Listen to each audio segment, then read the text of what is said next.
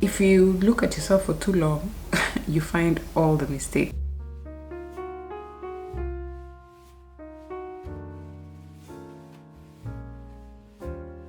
I'll just do a taste test before I sit down. Maybe it's not even good. You know, these things will become very expensive one day.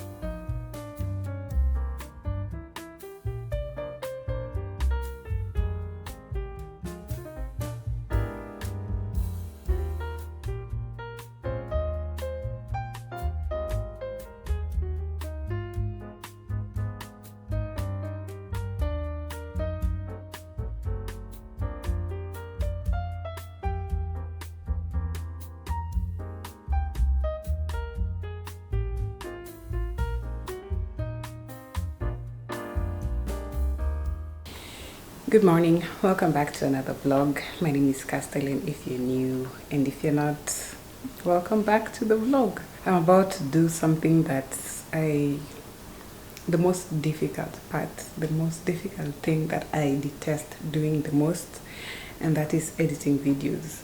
I can record everything, but then when it comes to editing,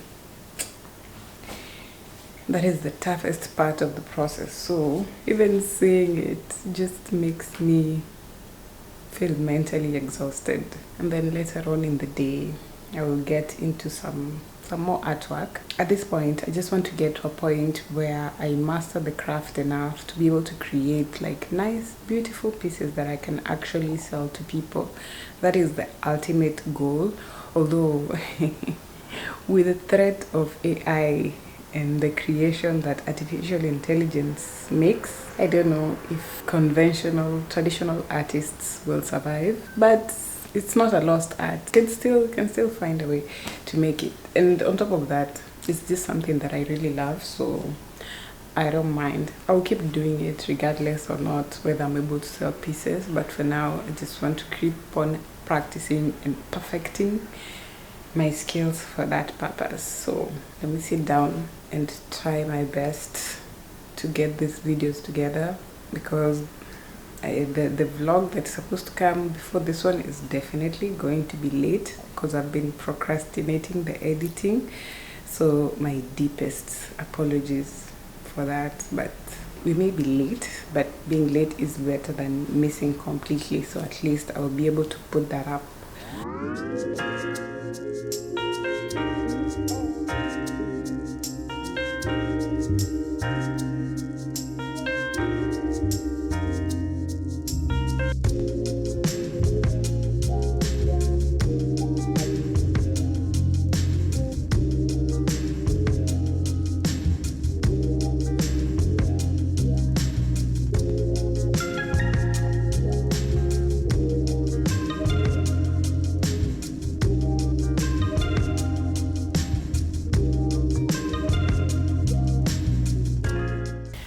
I finished editing the video and I put it up.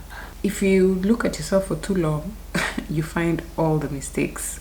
So imagine every time I look at myself, I'm like, why am I talking like that? Why am I doing that? So those big YouTubers who have editors who do the work for them, they can be able to get more out of the content. Because me personally, trust me, a lot of videos are much longer, but then when I watch it back and I start criticizing myself, I end up cutting out so much. And I think also that's why the editing takes so long. I still need to figure out how to get over that, but anyway. And then shorts, editing shorts is, I feel like, much more difficult for me than editing a long video, because I just started making videos for YouTube. But now that I'm trying to grow the channel, I'm trying to make short videos for TikTok and YouTube shorts and Instagram. And when I'm editing shorts, like, I feel like there's so much getting left out of context. And then again, the same thing with the scrutiny. The way I watch other people's short videos, I don't want to be left with like a million questions. I don't want part 1, part 2 and part 10. Like, I want the video to have context. So when I'm trying to fit all that into 60 seconds, gets a bit tricky. Yeah, but I'm glad that is out of the way until the next one. Until the next one.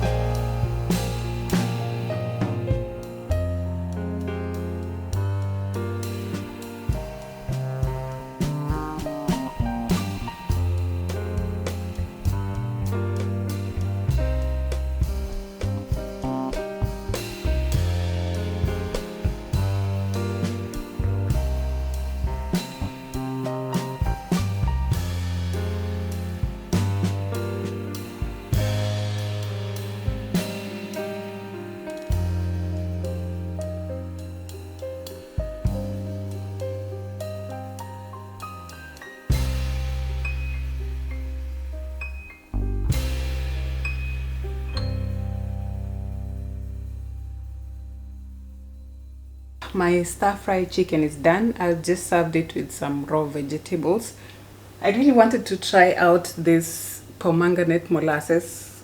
My husband is the one who brought it. I had no idea that it exists, but I googled the recipe and this is what it came up with. But in the recipe you're supposed to serve it with what do you call them, spring onions and sesame seeds, and I think that would just make it look more inviting, you know, but I don't have any of that and I'm literally going to dig in right now. So I just said let me just serve it the way it is, but I have my vegetables.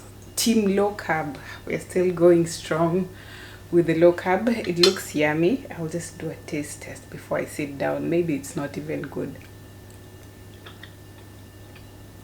It's basically like teriyaki chicken, but you can taste that pomegranate somewhere in the back. It's giving it a bit of like a sourness, but in a good way. I will definitely be trying this recipe again. I just like when you put down the veggies and everything is looking bright and beautiful and healthy. I feel like I'm eating healthy.